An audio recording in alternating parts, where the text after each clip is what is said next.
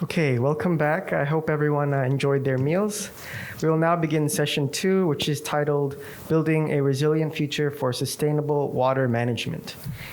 We will have representatives from Mekong countries and Korea come to the podium to give a presentation on how they can cooperate to develop institutional frameworks for sustainable water management. The presentations will be in alphabetical order of the country. So first we have Cambodia, Myanmar, Korea, Thailand, and then Vietnam. Please note that there will be a 15-minute Q&A session for the presenters after all the presentations. So you may take note of your questions and then ask them at the end of the presentations.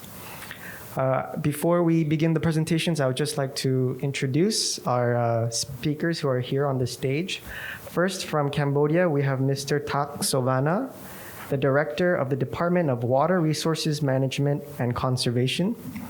From Myanmar, we have Mr. Tan Za, Deputy Director of the Irrigation and Water Utilization Management Department of the Ministry of Agriculture, Livestock, and Irrigation. From Korea, we have Dr. Park Sang-yong. Dr. Park is the Director at the Korea-Mekong Water Resources Management Collaborative Research Center. From Thailand, we have Dr. Wimolpat Bambatsapalo Khamkanya, Senior Expert in Economic Analysis of Water Resources Development at the Office of the National Water Resource. And last but not least, we have Dr. Nguyen Thuy, the Director of International Cooperation Board in the Department of Water Resources Management at the Ministry of Natural Resources and Environment. And moderating this session once again is Ms. Kim Byun-jin. So that is it for the introductions. Ms. Kim, the floor is yours. So welcome everyone once again, and welcome everyone from different countries of the Mekong states. Now we're going to begin our second part of our today's seminar, which is under the topic of Build a Resilient Future for Sustainable Water Management. So we have keywords here: resilience and sustainability in water management.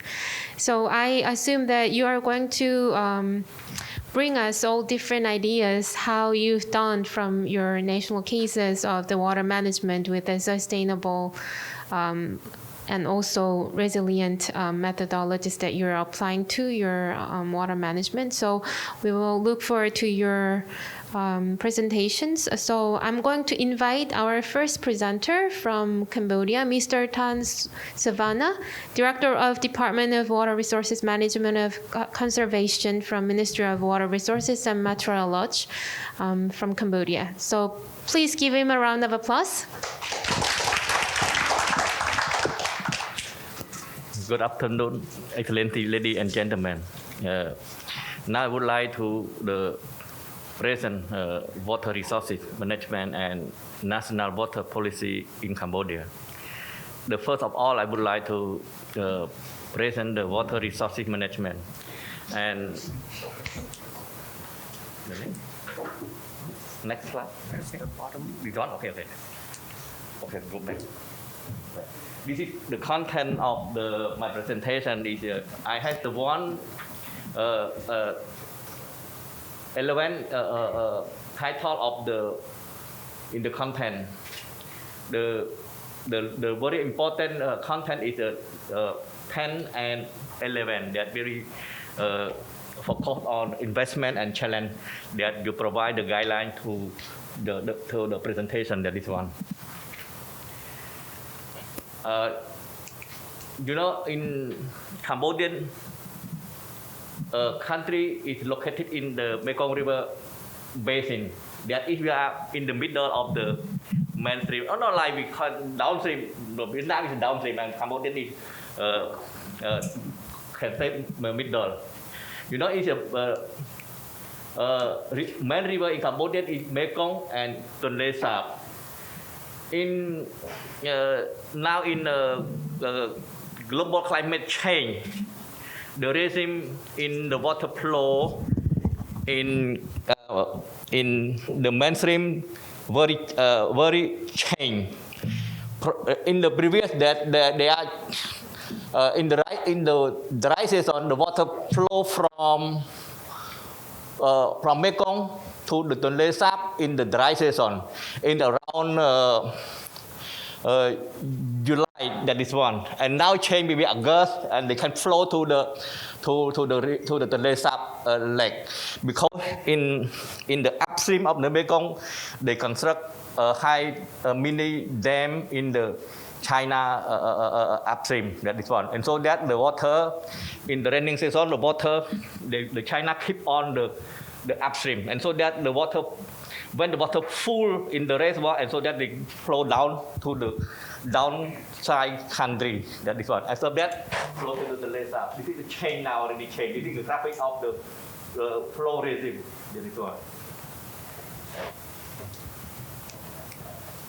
That is one, the area, the Tonle Sap area and Mekong area in the wet season. This one.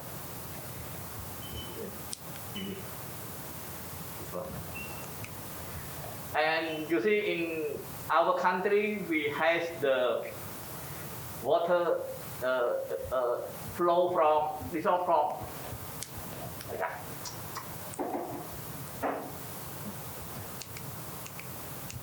Okay, water flow from this of the Mekong. They had around 251 million cubic meter from the upstream. That is one, and from the Vietnam side, that around 37 million cubic meter, and that we keep around water used for the potential only 3% of the amount of the water available in Cambodia, and this side is to flow to the sea. That is one. And this side we can call outside the Mekong Basin, and this water potential they can keep water for use, because all water, all runoff flow to the sea. That is one. We cannot keep the water for the use any sector.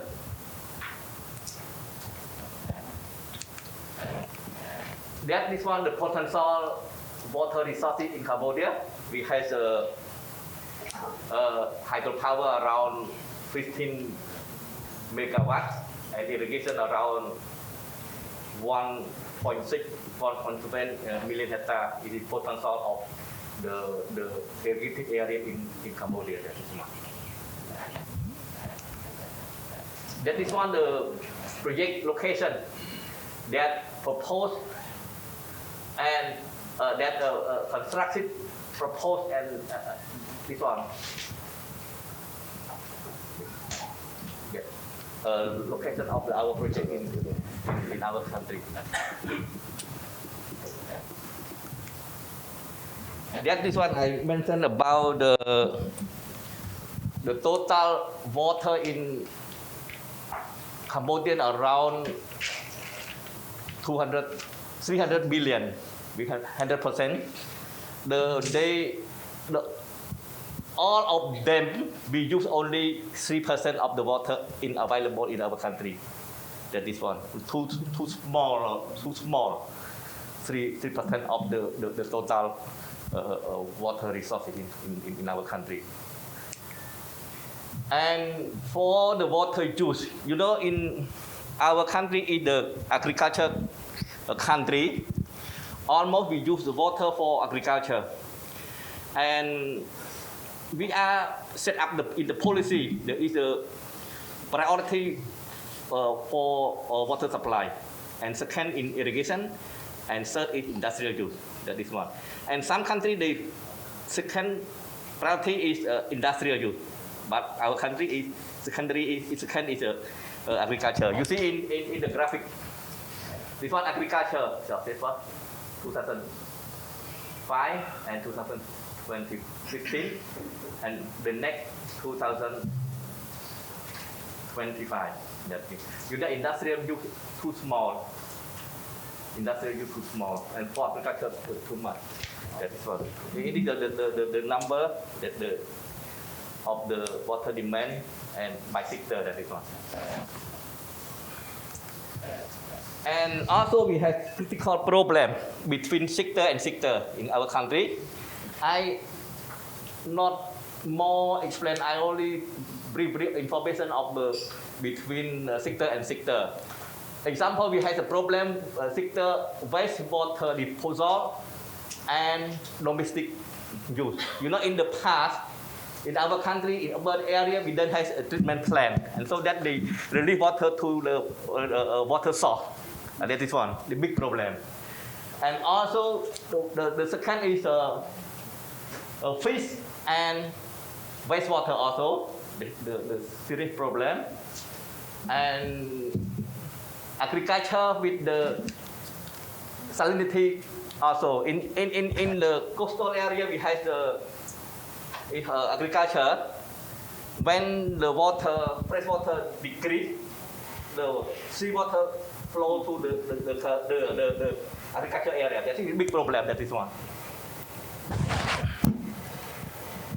And also we have talking about the river basin. In Cambodia, we had 39 river basin, and now the government to manage water resources by river basin concept. You know, in the previous, the government manage water resources and development by boundary, province boundary.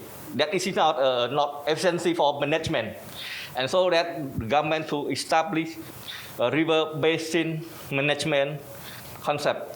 And so that we establish the river basin organization at national and provincial to efficiency water resources management and development. That is one.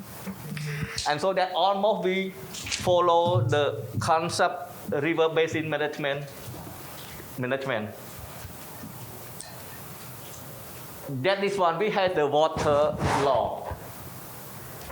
We passed the water law in 2007, but in the law we have 4 sub-degree. The red color is not still pending, and the white color is order approved. And so that we have the sub-degree, 4 sub-degree on farmer water user community. That is one we provide a role to the farmer to manage water in the secondary canal, or we can small canal to the right field. That is one. Provide right to the farmer to manage all the water in the common area. And sub-degree on waste, sub-degree on licensing and licensing. You know, it's very important because when we have the sub-degree on licensing, because our ministry that allocate water to all sector, to agriculture, to industrial use, to domestic use, to tourist, to livestock, every sector that allocate this one. Without the sub-degree, we cannot provide any license to the water sector use. This one. You know, in our law that mentioned about who use the water for business, they need to register, they need to permission letter or license from our ministry. But the sub-degree we don't have, but we cannot do anything. That is one. But the government to push up this license. Example, if the company, they want to take water from the lake or from the river, they need to permission letter or license from the ministry. That is one. You know, when you pump water from source water for business, you need to license or permission. But if you do for household or family, you don't need anything, registration or permission letter or this one. And sub-degree on, we don't have sub-degree on water quality. You know, in our country, the donor or some researcher confuse quality. That is one. Water quality management, water quality.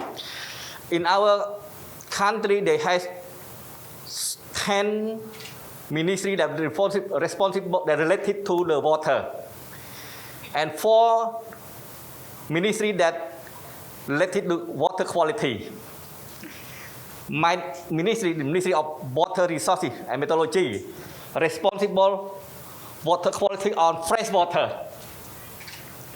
Ministry of Environment, they responsible for wastewater quality. You know?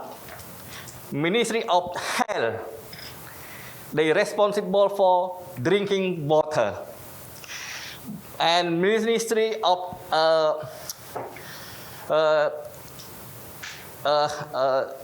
Industry, responsible for water supply. And so that sometimes the researcher or donor consume, sometimes they have overlap, not overlap. If you mention about, if you understand clearly, not overlap. But for the donor or for researcher, sometimes they consume. They don't think, they don't to understand the sub degree of this sector. That is one. That is very important. That you see in the logo, they see our Ministry of Water Resources and Meteorology, that responsible for allocate all water to the sector. And Ministry of Agriculture, Fishery, Ministry of Agriculture, Forestry and Fishery. That this one use water for agriculture, for livestock, for fishery. That is one. And Ministry of Mine and Energy, they use water for hydropower. Ministry of Rural Development, they use water for rural development, water supply. And Ministry of Public Works and Transport, they use for navigation. That is one.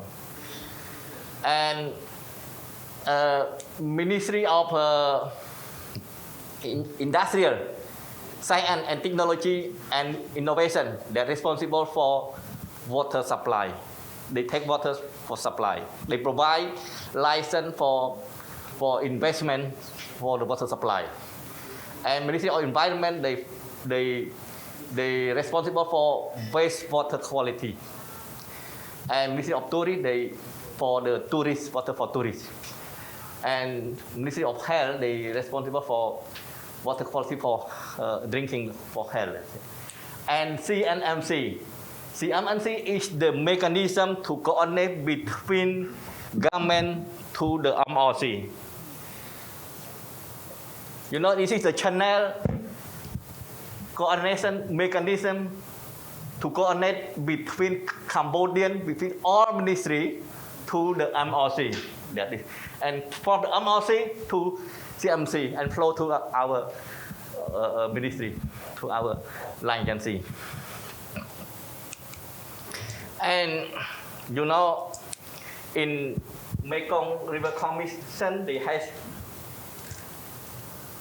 in the Mekong River Commission, they have 6 countries, but the member state only 4 countries.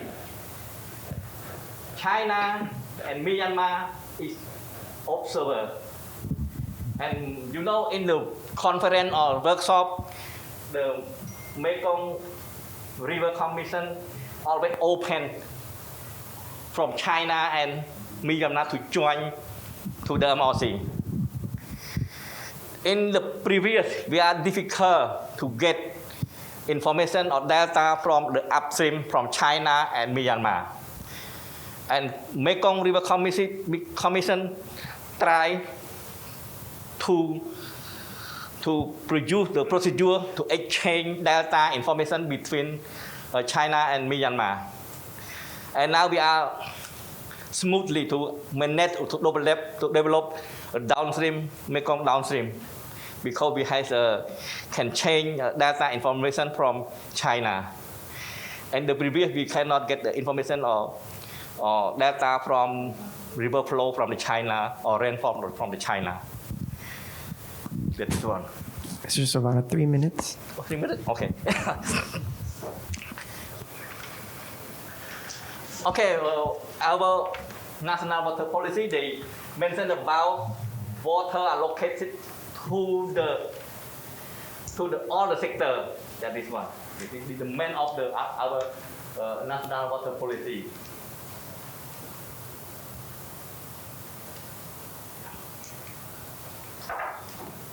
Okay, this is the point very important that in my slide. What is the challenge in our country on water resources management and development? The first, lack of the legislation related to the water resources management that I mentioned about. We don't have the sub-degree on water allocation and water licensing. That is one. Data and information is limited. You know, data and information not enough for us because data, we don't have any data center. Every data in the individual line agency. And so that is difficult to request the data when you need the data. That is one. Lack of investor on water sector, especially irrigation infrastructure. You know, in our country, no investment on irrigation infrastructure because our policy, our government do not collect water fee from the farmer. If you want to invest irrigation, how you can get the money from turn back the money? Nothing. But the investor, they allot for water supply, for hydropower, for investment. But for irrigation, especially infrastructure, they don't like to invest. That is one. The mandate of the ministry is overlap. Sometimes overlap, sometimes we can confuse that this one. Lack irrigative development plan in the water sector. Okay, that is very important. You know, in the basin, every dam, every multi-purpose dam, they have individual operation manual. In the basin, river basin, sometimes they have 5 dam, sometimes have 6 dam or 7 or more than this one. They have individual operation manual. You know, for the sustainable management or development, we need to integrate it all of them for operation manual. That is one. That is one.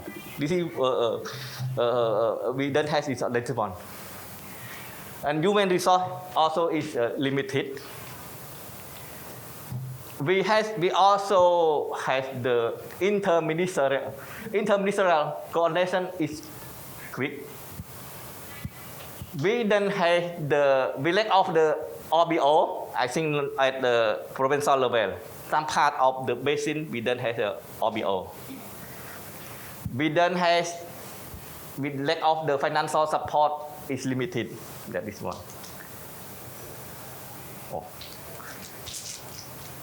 Okay. That was we talking about the money. Money very important. The source of budget for investment on water sector.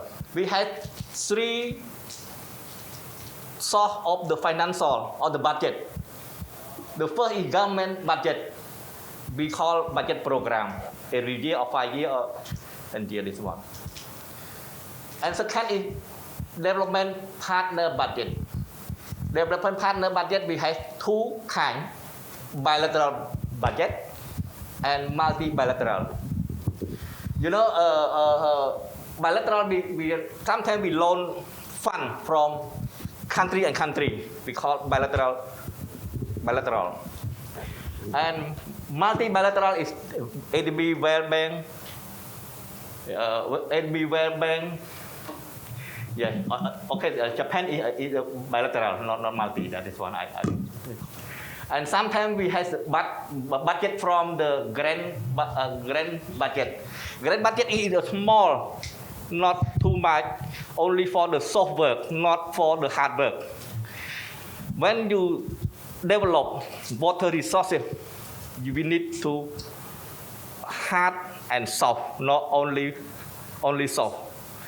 But grant they provide only soft. Capacity building, training, this one. For infrastructure, they do not provide for the grant as well. This one, my presentation. I would like to finish my presentation. That is one. Thank you. If you have any question, you can ask me. Thank you very much, Mr. Sovanna. So that was very good to learn about the current status of different challenges and also the current policy that you're having.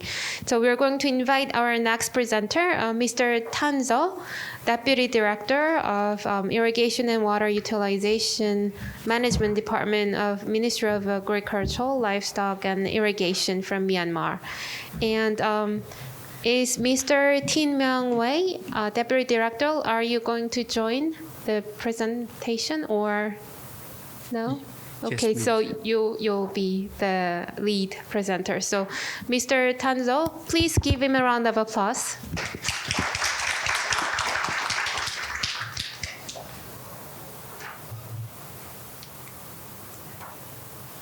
So, good afternoon. So, ladies and gentlemen, before I start my presentation, so firstly, I would like to say thanks to the ASEAN-Korea Center for the inviting Myanmar. So now we are the total of the 4 Myanmar delegation, 2 representatives for the government and the remaining 2 from the private sector. So my presentation.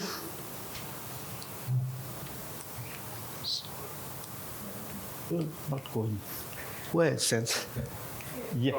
Okay. Yeah. Okay. Yes. Now I see it.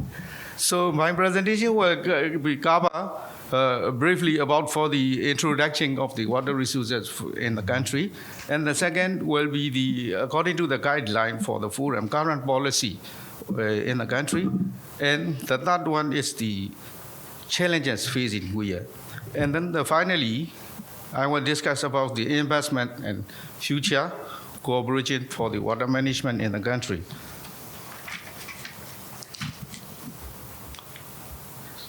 Okay, now I'm going to talk about the introduction. So I hope now here in the room that everybody will know about for the Myanmar location. So Myanmar is the north-south length about the 2,060 kilometer, and the eastward wide about the 945 kilometer. And then the area is then about the 67.65 million hectare. And then the total population now about 58.3 million. So out of that 58.37 million, the population of about the 69% now residing in the rural area. Okay. Now I am going to talk about our Myanmar water resources potential. Based upon the topography and the drainage of the country. So hydrologically, Myanmar can be subdivided into the 8 major river basins. So their names are Chindun River Basin, Eauri Upper, Eauri Lower, and the Sitong River Basin, and the rivers and streams at the Rakhine State, western part, and Tanindari. And the 7th is the Thang River Basin, and the last one is the smallest one, the Mekong River Basin. So the total water resource potential estimation about for the surface water, round about the 1,081 kilometer cube per year, and in terms of the groundwater, 494 point something the kilometer cube per year.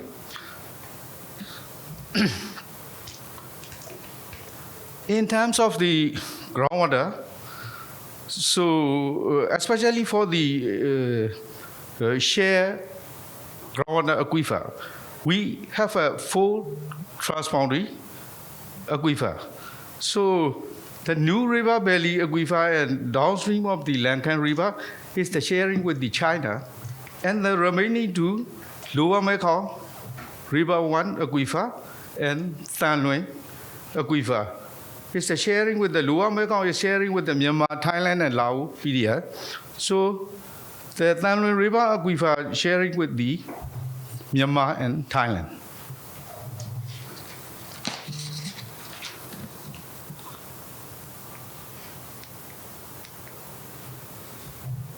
So I will now talk about for the water-related agency involving in the water management in the country. So you see, now already I am listed 16 organization, government, NGO, INGO, different ministry. Same to the my friend Cambodia, yeah. So you see. So we are the first one, okay, Irrigation and Water Utilization Management Department. Especially we responsible for the provision of irrigation, water to farmlands, by dams, reservoir, we are.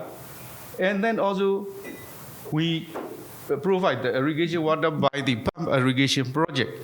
And then also some feasible groundwater area, we implemented the groundwater irrigation project.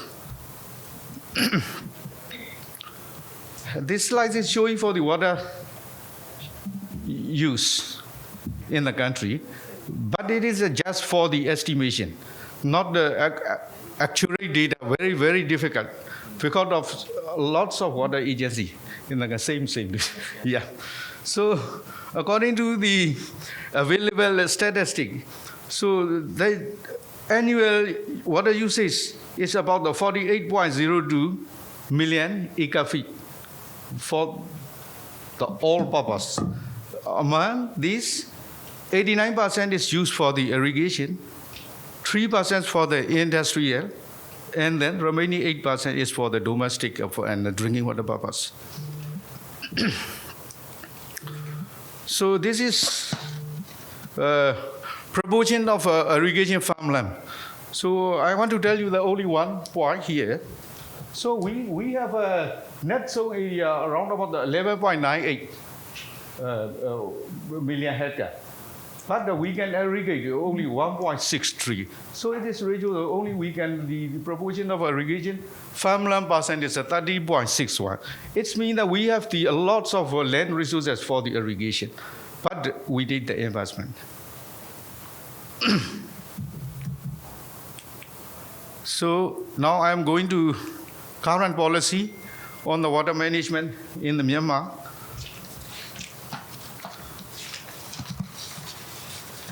In that section, first I would like to, I will discuss about for the Myanmar National Water Policy. It's established in 2014 by the Myanmar National Water Resource Committee.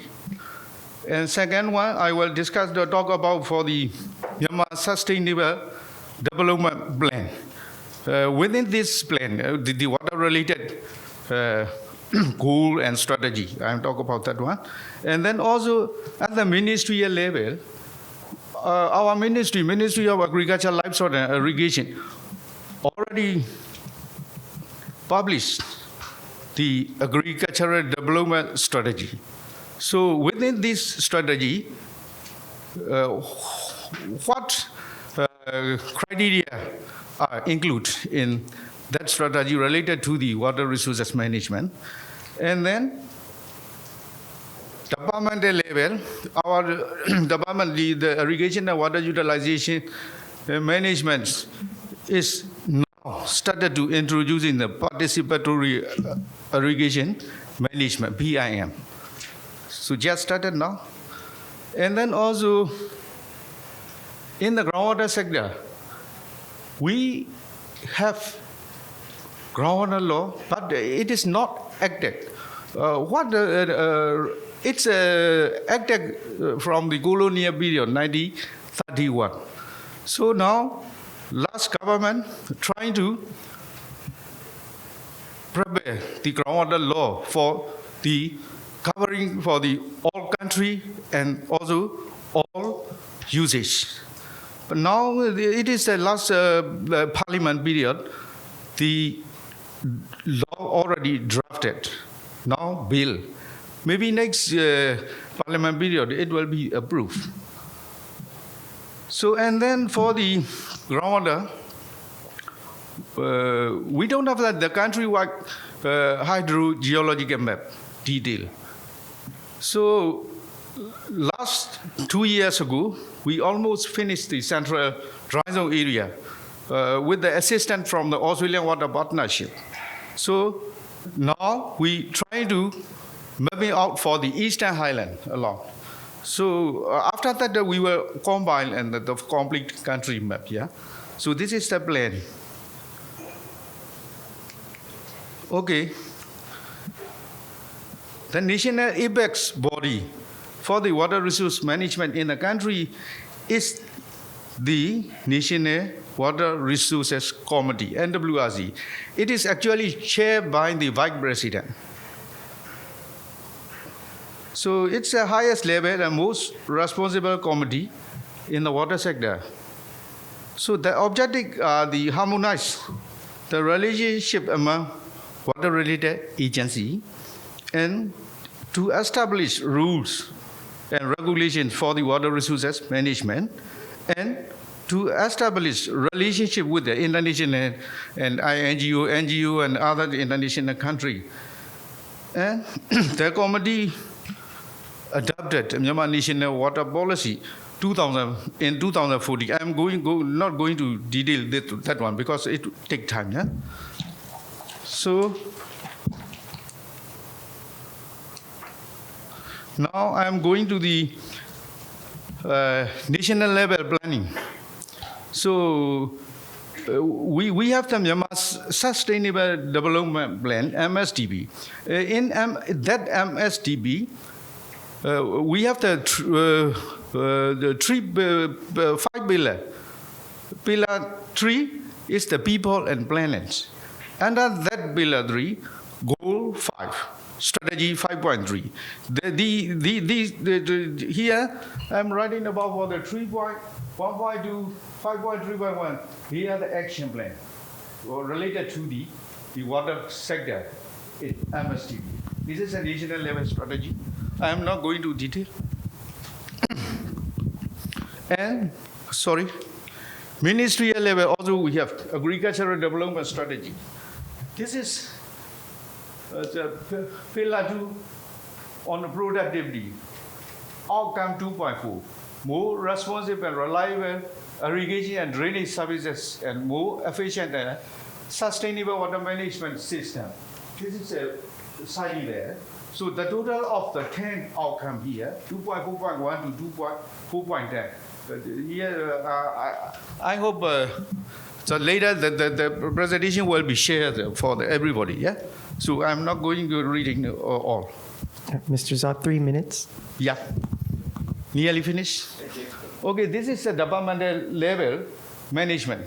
As I do earlier, so you see IWMD, Irrigation and Water Utilization Management, established a Water User Association, and then we almost published 2007 Irrigation Act. Yeah? According to this act, this one need to establish. So introducing a participatory irrigation management, PIM, and then also we PIM guideline already we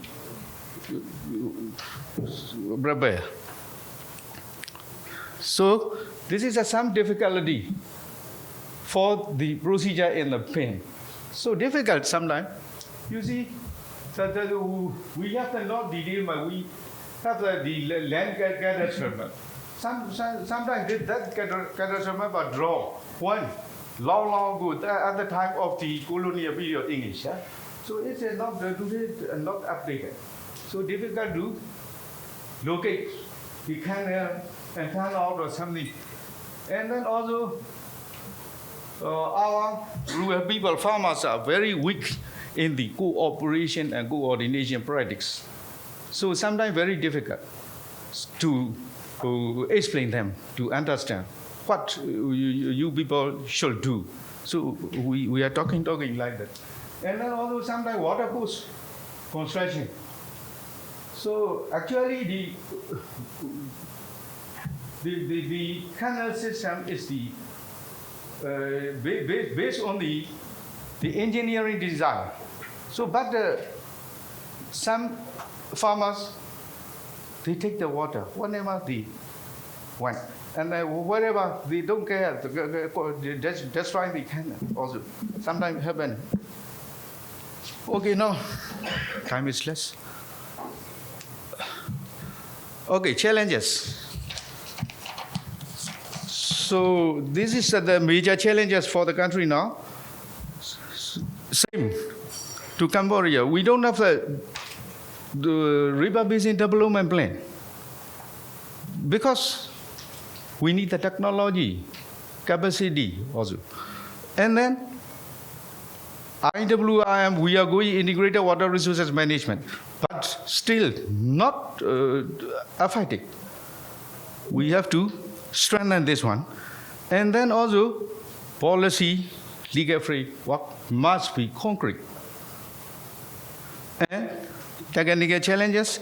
And then related to the private sector, recently the water management works investment by the private sector is very less compared to the government investment. Because you see, so it's the water resources industry investment is a large amount of investment, but the low profit, and it needs to take time to recover. So this is also problem. And then also, the important one is finally, lots of water-related agencies doing like this. I do what I like, you do what you like. Okay. And then the data compilation, very, very difficult. So going a different way. Yeah. So that's why it's institutional reform also needs in the water sector. Otherwise, it's very difficult to get the data. If we don't have the data, why we can transform to the digital management, in the water sector. So it's very difficult. So finally, investment and future cooperation. We need to expand organizing of the water user association, water user group for the participatory irrigation management system. And then also for the water saving and reducing the fossil fuel energy. So we need to educate the water saving technology to the farmer, and then the usage of the solar power drive irrigation system. And then also need for this soft education between not only grassroots farmers and the low level, but also higher level, they need to know. So it's organizing workshop. It will be, it need to be regularly. And then also policy and management level cooperation also very important. Technical exchange program we need. And then for me, I would like to invite the foreign direct investment in the country for the water sector. And then enhancing the efficiency of the WUA, WUG. It is the same for the PIM, participatory irrigation management. So thank you very much for the giving time to listen. Thank you very much, Mr. Tanzo. That was a very comprehensive and detailed explanation of your status of the water management. So now we are going to invite South Korea's case by Dr. Sang-Yong Park, Director of Korea-Mekong Water Resources Management Collaborative Research Center from Republic of Korea. Please join me in welcoming him with a round of applause.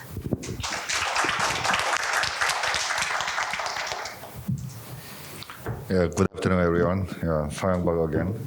Well, during the process of preparation of this workshop, I was asked to briefly present about those water resources management history and those barriers and enablers and what would be the proper sector and technology you can share with the Mekong countries. So I'm gonna focus on the stage of development of water sector in Korea and also smart water management and those technology we have developed so far, which is meaningful to share with our Mekong countries' colleagues. You can see in this slide, Korea also have a difficulty to manage the water resources because the 70% of Korean peninsula covered with mountainous area. And also, we have also monsoon, yeah? So those rainfall focus on the monsoon season, only 5 months. So, and also those geographical conditions, many high mountain and hilly.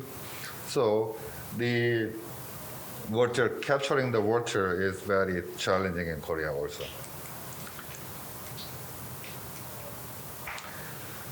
And also, based on the water abstraction rate, Korea is also categorized into water stress country. You can see it here. So those quality of life increase, there are much more demand for the water.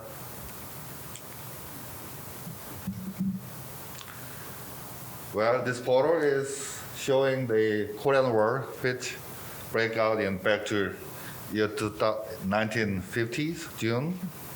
And the end of the Korean War, there is nothing left in Korean Peninsula. So, but based on the record, you can see this graph. The blue one is GNI per capita. GNI means gross national income, and at the same time, there is a couple of graphs expanding of national water supply network and developing water resources. We can see a identical pattern of those national development is, same pattern of water resources development of Korea. So that means this water resources development sector leading the national development Korea also. So you can see the photo in there. The right side is Cheonggyecheon River. It's daytime we are also very poor country. But on the right side, that one is very popular tourist attraction, the Cheonggyecheon River Restoration Site, right center of the metropolitan Seoul. So we think this kind of investment effect in water resources and also labor will leading the economic development of the countries. So this one slide shows those development history of Korea in water sector. So for the beginning area, starting from 1965, we focus on the multi-purpose dam development, which is critical and essential for the national development, especially for the water supply to the industrial complexes. So those times we developed Soya multi-purpose dam. That one is also supported by ADB. At the beginning of the development, we also work very closely with multilateral development bank and donors organizations, something like that. So after that, 1980s, we focus on the development of interregional water supply. And also after that, we expanding the sewage system. That time, we had a very severe, water quality accident, the panel leaking to the Nakdong River. It triggered the expansion of water quality related government organization, and also we enforced more strong water quality regulation. And after that, year 2000, we shift into the eco-friendly development, considering those ecological services and environment. And now a global community is supporting for the climate change, so a climate change adaptability, and also reflecting those advancement of the ICT technology. So we so-called development smart technology so far. So this one is when the beginning of 1960s, the location we developed multi-purpose dam, and also we provide the inter-regional water supply, which is done by K-Water, Korea Water Resources Corporation, where I'm working for the Korea-Mekong Center, but at the same time, I'm a staff of K-Water, Korea Water Resources Corporation. In South Korea, government monopolized water resources management. So K-Water, on behalf of the government, we carrying out this water resources management and development, multi-purpose and development and operation and management. And also recently, for the water quality, we used to be in the similar situation to other countries. Water quality is under the Ministry of Environment, and water quantity is below the Ministry of Land and Infrastructure and Transportation. But recently, we unified their function into the one under the Ministry of Environment. So this one is some photo of the eco-friendly management and greening of the dam site. So I'm talking about the smart water management and smart water grid, where those development in the water sector, we are also very aggressively embrace those development in other sector. Korea is well known for the development in the ICT sector. So this one, the definition of smart water management in Korean definition is ICT-based sensor network, real-time management, real-time calculation of water demand and supply to efficiently optimize those water supply to the customer. It would be the definition, one of the definition of smart water grid from Korea. So there are two issues to address. One is water shortage, and the other one is the non-revenue water reduction. So to overcome the water shortage, we explore various alternative water resources, kind of groundwater and lake water and river, and sometimes desalination. Based on the availability, we can reflecting the water demand to optimize the water resources. That one is one aspect. The other one is non-revenue water. Non-revenue water means we produce 100%, but eventually we collect the water tariff only 30%. That means the other 70% is non-revenue water. Yeah? We practically produce, but it disappear somewhere. Sometimes a leakage and sometimes illegal extraction, something like that. But by applying those advancements in ICT sector, we can reduce dramatically that non-revenue water NRW. So here is whole picture of the key technology of smart water grid from the water resources, water resource prediction and multi-water source selection, and also automate, and also smart water management. So by applying those developed technology, we can optimally control water resources, and at the same time, we improve the dose efficiency of water supply, at the same time to ensure the water quality of the tailwater.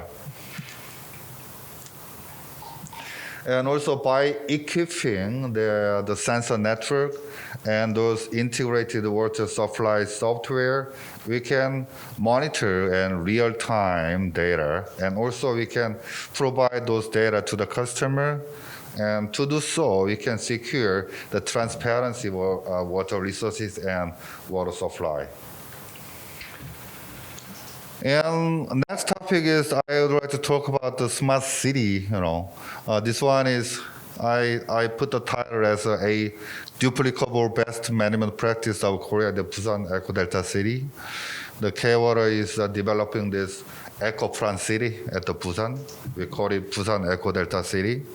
So this slide shows that a couple of advanced technology, water technology, we apply into the Busan Eco Delta City, which can be duplicated into the other nation situation. First one is by employing high precision rainfall data, so we can secure the forecast how many rainfall will come up to the couple of weeks and to prepare and to protect our asset.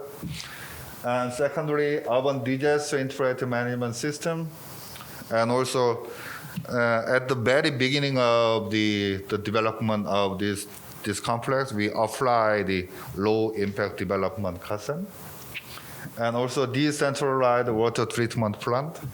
I understand when we developed the water supply network and water purification plant, the most foremost challenging is to secure land, because generally the water purification plant, it calls for a certain amount of land.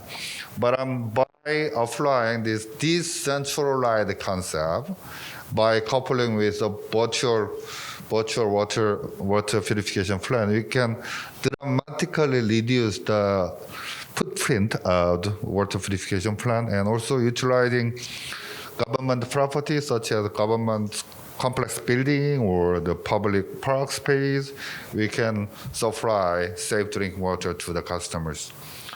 And also hydrothermal energy and water recycling and smart water management, and also eco filtering. Those systems can be duplicated into the other countries. So finally, for the implementation of this smart technology, there are a lot of barriers, but at the same time, there is enablers to make it happen. So based on the research and based on the experience, there are many, many barriers in there. So firstly, I think the reluctance to introduce new technology into water supply sector, because water resources management is directly connected into the human life. And also, if we employ the 4C policy and 4C technology, it will, affect a lot of casualty during the, critical season. And also, with the lack of skill and capacity, and lack of access to infrastructures, and also, same time, the lack of policy incentives. Those water resources management and water supply considered as a public goods, then means that's a responsibility of the government, central government and local government. So we need some kind of incentives, for the development of water resources management and disaster prevention, and also expansion of our water supply networks. And at the same time, there is a key enablers, such as political commitment. But the right part is more important at all level, not for the central level, but for the local level. Political commitment is one of the crucial sectors to make the changes happen. And also policy regulation support, and also strong stakeholders involvement, I think, based on a clear understanding and based on a clear data. That one is very important to make it happen. And also, lastly, the capacity development and training is very important. And based on my experience, the in-house development is very important, I think. This afternoon, we gathered in here in Thailand, Bangkok, to discuss about how we improve those capacity and how the current situation of water resources management and water supply. But I think for the development itself, at the very beginning, we need to the involvement of each nation, local government offshore and local engineers at the very beginning. We don't want it to convey a complete one set of product to our colleague. We wanted to develop it, and then we let them know how to develop, how to customize those final product by themselves. That will be the one way to secure a sustainable development and sustainable ODA collaboration. Thank you. Thank you very much, Dr. Park. That was very comprehensive, well understood of this different history of the water management of the Republic of Korea. Thank you very much. And now we are going to move to Thailand. Dr. Wimolpat Khamkanya, senior expert in economic analysis of water resources development, the Office of the Natural Water Resources of the Thailand. So please give her a round of applause. Thank you. So good afternoon, everyone, and thank you for having the ONWR in this meeting.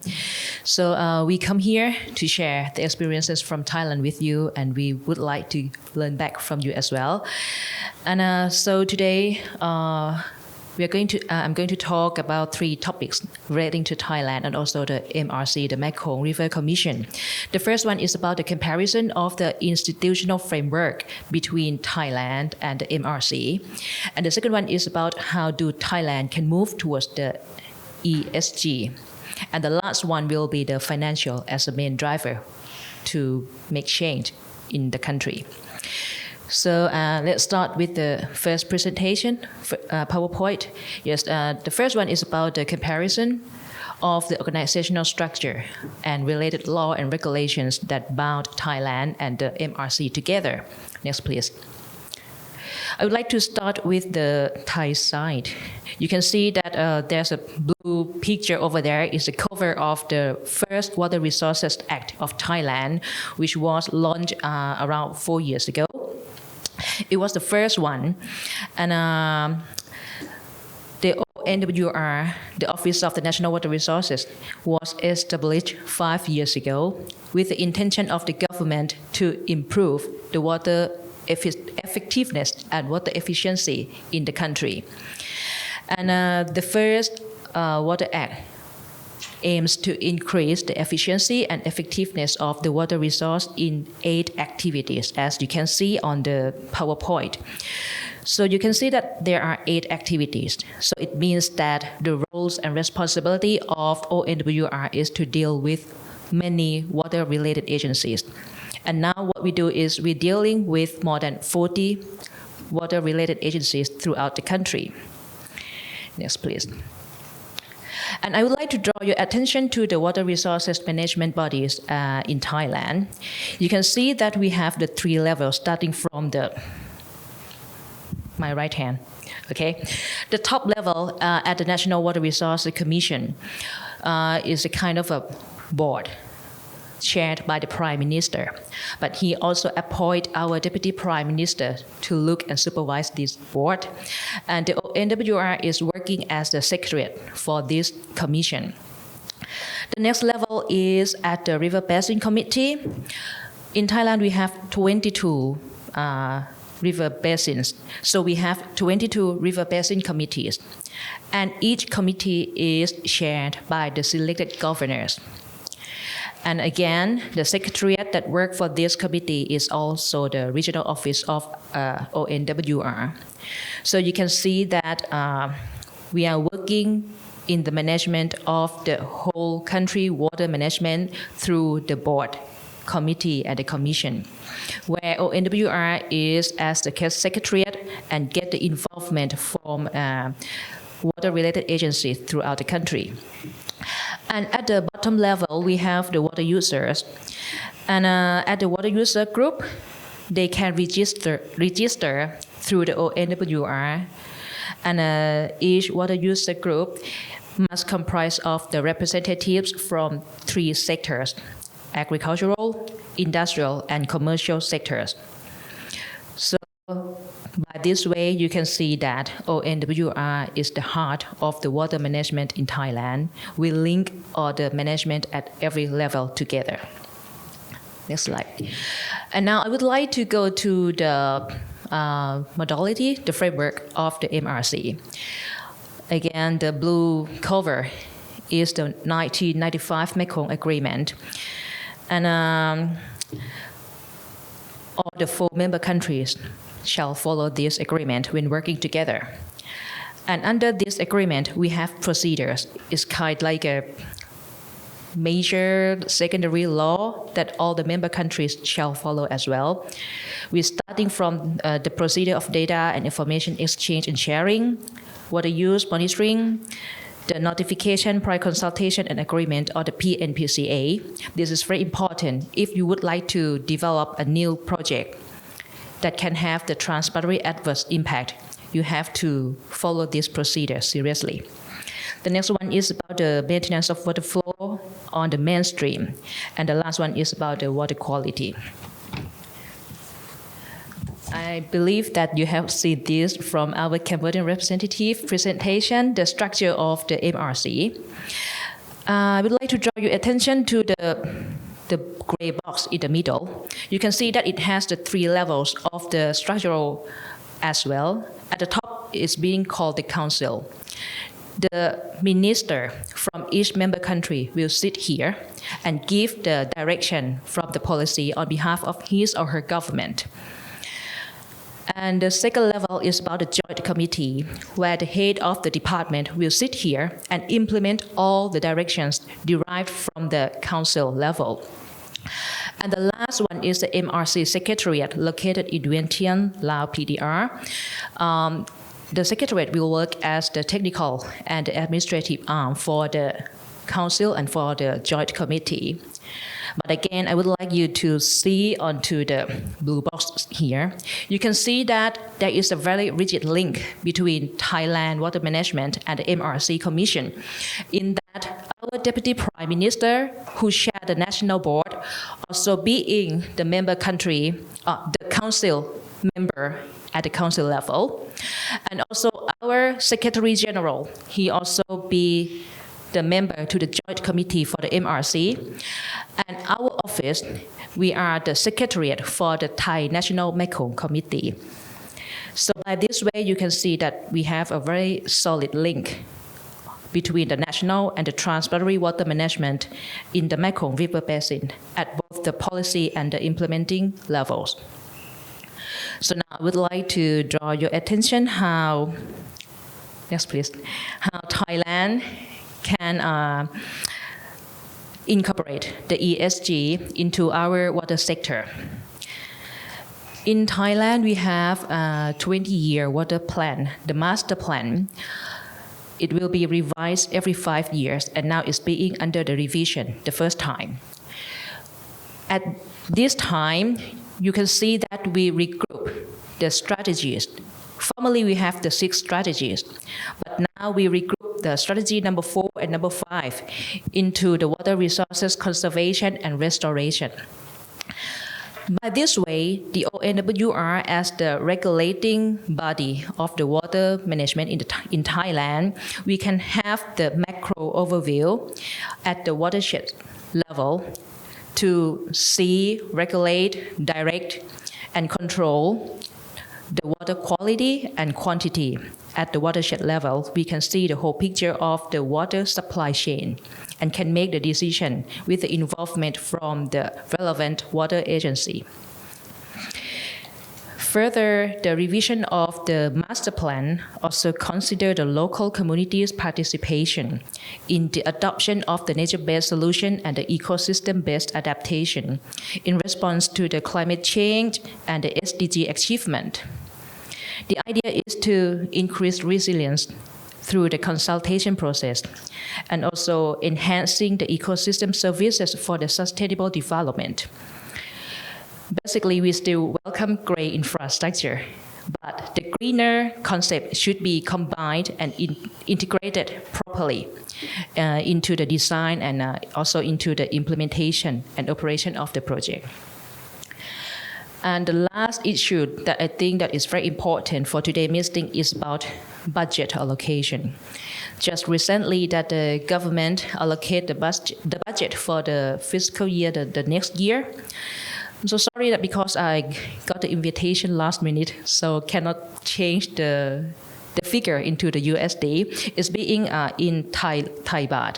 You can see that for the next year, the government allocate a total budget of 300,000 million Thai baht for the water sector, and it will be used for nearly 60,000 projects throughout the country. And the top 5 allocated agencies are shown on the PowerPoint over there. The first one, of course, the Ministry of Agriculture and Cooperatives. And the number one getting the highest money budget allocation is the Royal Irrigation Department. The second rank is the Ministry of Interior, and those who got the highest amount of budget is the Department of Public Works and Town and Country Planning. The third rank is the Ministry of Natural Resources and Environment, where monies go to the Department of Water Resources and Department of the Groundwater. And the fourth one is the Ministry of Transportation. The budget allocated to the Marine Department. And the last one, of course, to the Office of the National Water Resources. Our office is responsible for the integrated budget. What I would like to clarify, the integrated budget is the money that will be allocated to the mega project. The project in the pipeline that being interested by the government, and the project that being considered to be work from with the assistance from many agencies, not for only one department. So that's being considered as the integrated budget allocation, being responsible by the Office of the National Water Resources. You can see that it's quite a huge amount of the money that allocated for water sector, and mainly by the public investment. And currently, we have to confess that there is quite a limitation for the private investment, as all development is mainly for the basic infrastructure, where there is quite a low or no returns in terms of the financial benefits. However, one potential income can come from the tap water utility, where the utility can sell their processed water to either domestic and industrial user. But however, for the continued development of the water sector in Thailand, and to secure finance is very important in order to translate policy into actions.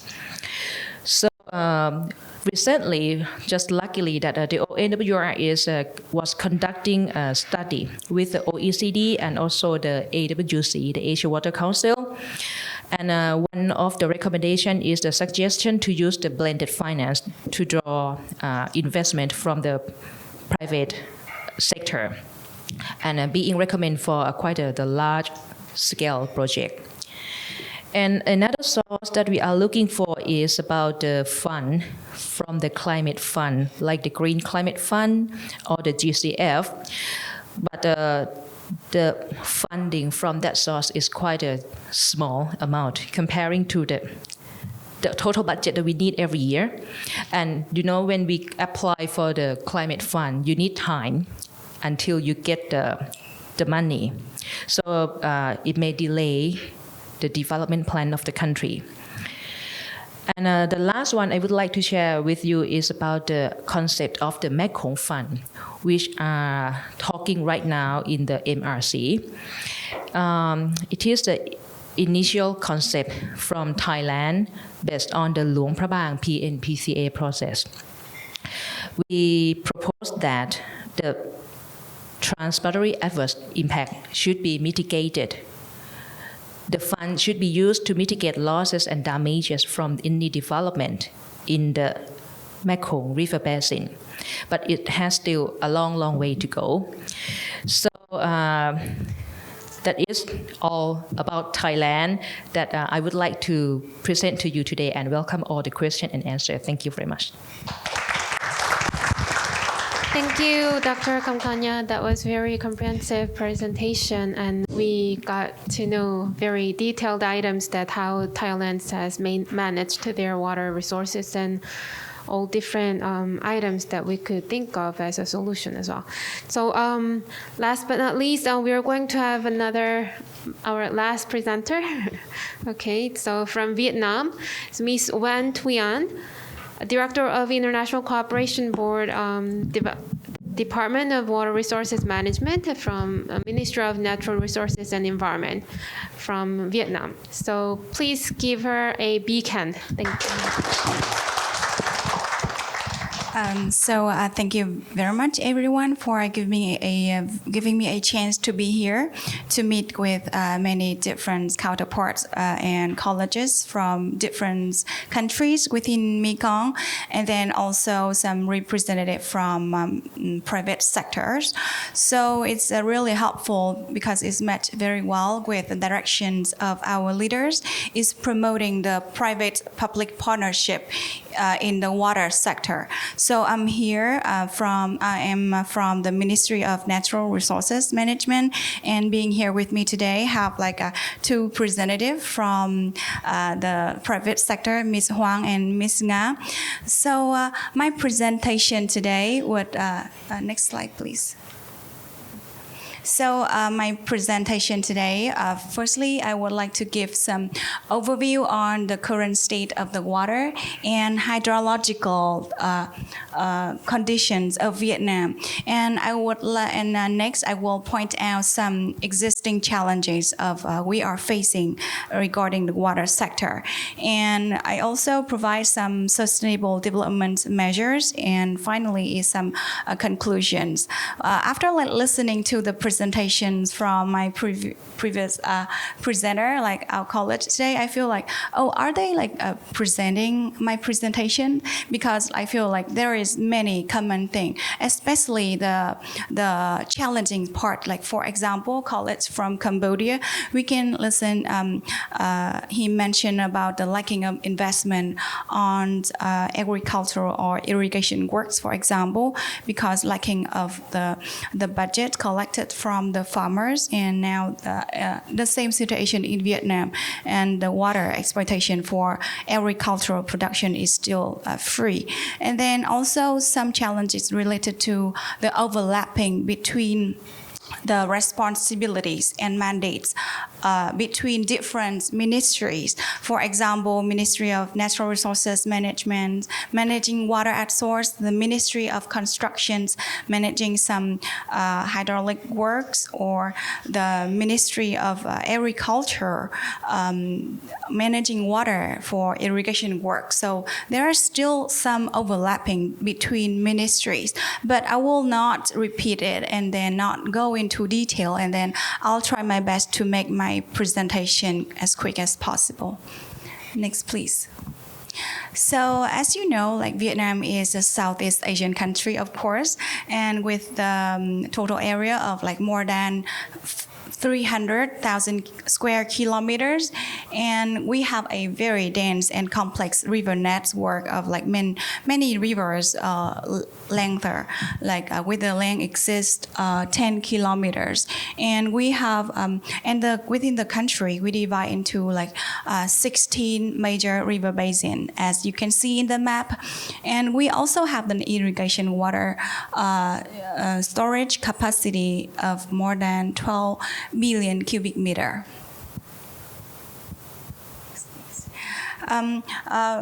We consider the water resources in Vietnam is at great potential and vulnerability at the same time. At the first glance, you might think we are the water abundant country, but actually the water vary between different river basin and different drought and flood season greatly. So now currently we experience drought and flood during the year, very drought, prolonged drought during the dry season, and then flood during the flood seasons. And now around 50% of the river basin in Vietnam are experiencing water shortage sometime during the year. and it because of like evenly distributions of precipitation as well. And also one more thing I can point out here, because like the water resources in our country, when we divide into person, it's around like 9,000 cubic meter per person per year, is around like 2/3 of the average level of the water per person globally. And then we having some threats related to water supply, and then it's expected that if no action is made, so it can affect up to 6% of the total GDP of the country by 2035. The challenges I can mention here, for example, we need to develop the country, and then a lot of water. We have like escalating water demand for social economic developments, increasing the water supply deficits because of the climate change. So the deficits even like bigger and bigger, and also with the related to the development industrializations, we are facing a lot of problem related to water pollution as well. And again, like financing, lacking of investment and enforcement. There is a lot of common thing compared to other neighboring countries. So I feel like this is a great chance. Like we know like where other countries are and then where we are. So to promote our collaborations and learn lessons from each other. For example, from the Thailand presentations, I know that like in Thailand, they already have the RBO, and then now with the same boat as Cambodia friends here, like we are trying to piloting to establish some river basin organizations. I think like through this one, hopefully like after this workshop, we will keep contact and sharing experience and knowledge regarding that. Next, please. And then I can point out some sustainable development measures. Now we are shifting from investing into the gray construction to more like that's a hard, like from gray construction to more nature-based, no regret solutions. As also the lesson learned from Thailand as well. And we are trying to piloting the RBO. It means managing the water at the basin scale through inclusive governance arrangement. Within a river basin, we cannot manage fragmented different like upstream and downstream, but we need to be managed in an inclusive manner. And we also need to increase the value produced by water in agriculture.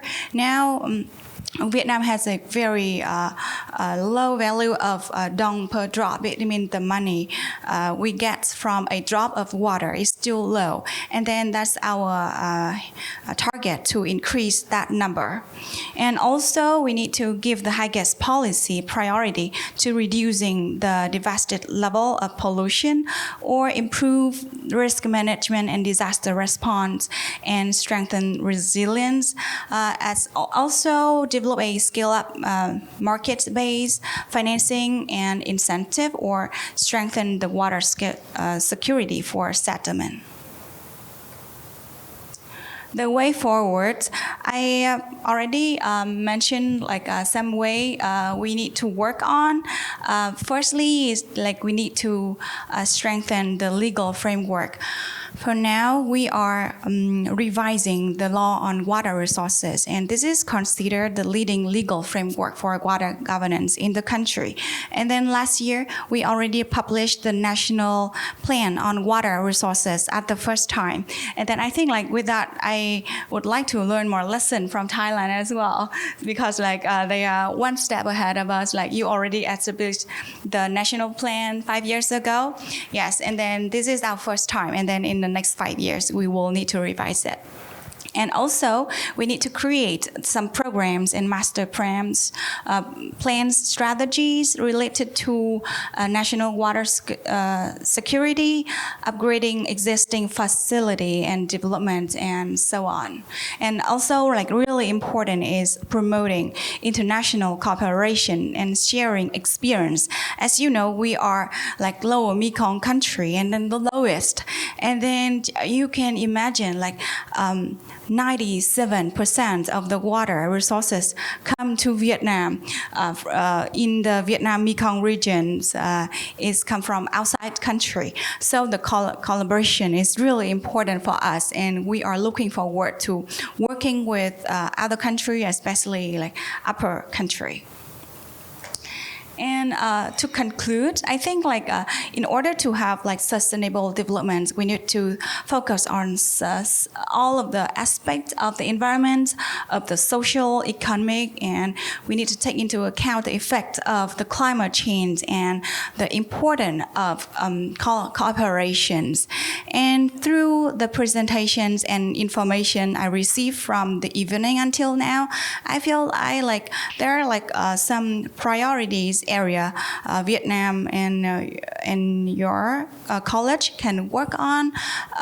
Firstly, I think it should be related to database, water resources database, because we cannot monitor, we cannot manage what we cannot measure. So water resources database is really important. I think like this is a great opportunity for our collaboration. For example, in morning, I already listened to a great presentation from the representative from K-Water, showing like the big screen with like real-time data sharing with the water center. And then it's really important for us to develop such thing like to monitor, to govern the water, and or to create a early warning system. And then very impressive maps of like flooding, drought. So when we are well informed, it's better for the decision-making process.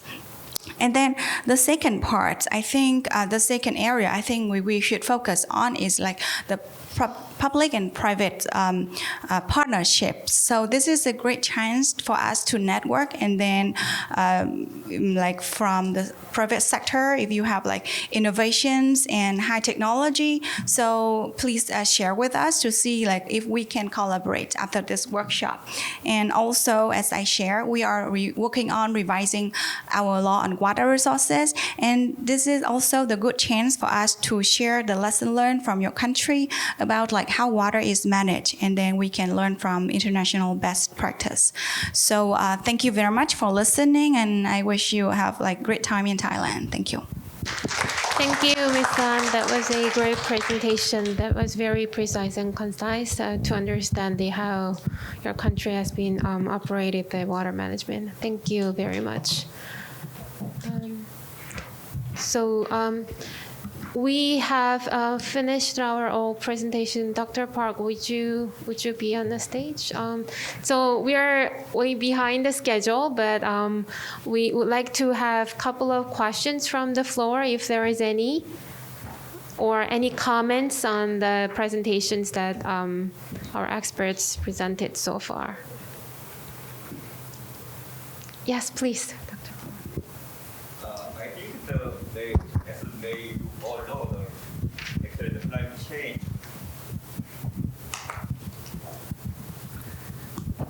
Climate change or some the changes of the rainfall patterns in time and space, right? At the same time, maybe the climate change makes change of a lot of some the irrigation patterns, even in these the Mekong countries, right? So first, the question is how big changes happened in the countries. Second one is, do you have any the corresponding some regulations and the institutions and policies? Because there is maybe big gap between some water supply and the water demand, especially for the irrigation water. I know well about some Korean situation. I'm going to asking to some of the Mekong countries, if you have any. Is anyone wants to respond to the question? from the stage. Yes, please. Yes. You know, in your question that is related to the when we design or dam or reservoir, we're thinking about the rainfall. But now is a climate change. We include the concept of the climate change. You know, in the previous, the project cost is so low. Now when we include the concept of climate change, the cost of the project is very high. That is one, and for the demand and water available in the basin or in the reservoir, and in some area, we have deficit if we compare the water demand and water supply. Example in our in Siem Reap River Basin, and in 2015, water demand more than available in water in the basin, and so that we recommend to construct the dam to supply the water to the water supply. And water supply is not too much amount, especially we focus on the irrigation, that is one. Because we then talk about the deficit for water supply. We deficit for all sector. Because in our country, we are prioritize the water supply sector is the first. And second is industrial, and third is agriculture. When we compare deficit, we compare the agriculture use. We are not compare to the water supply or industrial use. We compare to the agriculture use. Because, you know, the people extend the agricultural land.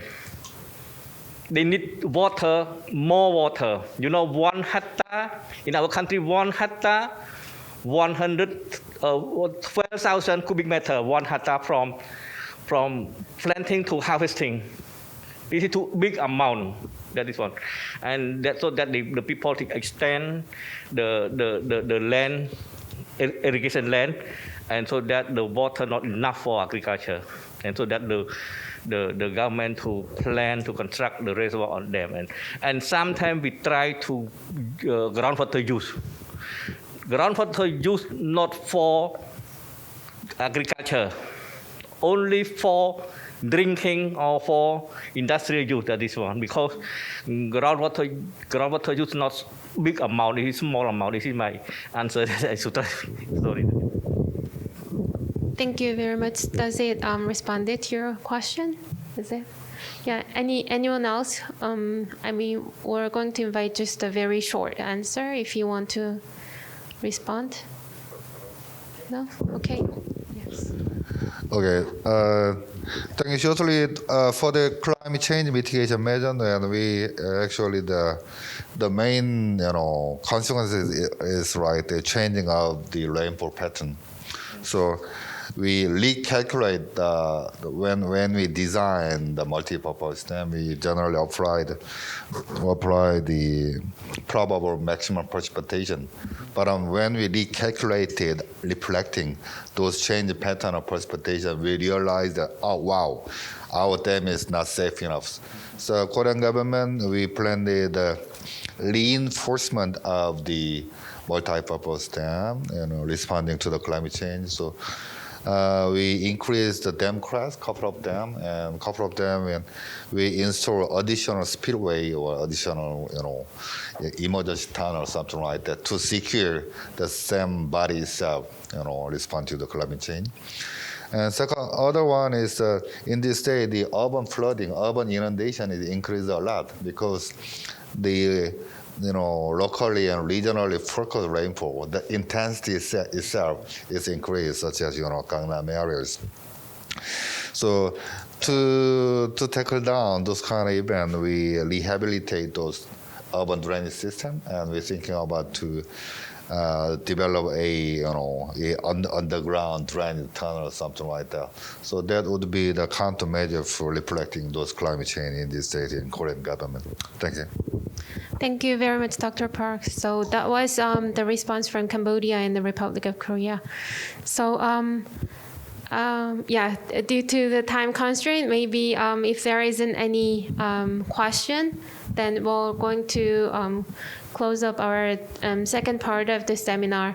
So if I could just remind you about how we value this gathering today, that I want to remind you that all of you here today who has been invited you're the very active actor in this community and who could actually take an action. So today we've talked about lots of things and we've done it for a long time. And all of these different solutions should not be our luxury goods, which means that it, as Mr. Surian just mentioned, that it should not be the floating words. So let's make it realized somehow. And this is really unique and special occasion that we are talking about this Mekong region, because in water sector, this is very special case. Usually the water is considered as the national issue, right? But then now we are not talking about this as a national issue. We're having common value and all these resources together. So to make better and sustainable resources, that we need to collaborate, and hopefully it could be the one great step forward that we could make together. One last comment is that maybe if I'm borrowing the World Water Council's keynote kind of, we say when we talk about the sustainable development, there are 5 fingers: water, food, energy, health, education. That's what we have already discussed so far so many times. And to enable those kind of to be interconnected and interlinked very closely, we need to have a very well allocated financing, good governance, innovative technology should be also there, and also the basis of the institutional legal framework. So that's another items that we have already talked about as a solution. So hopefully this could be a great occasion for each of you, and thanks to our organizer, ASEAN-Korea Center. So we had this very capable the experts from each of the country today, and I'm going to close our seminar now by giving them a round of applause for thanking them. Thank you.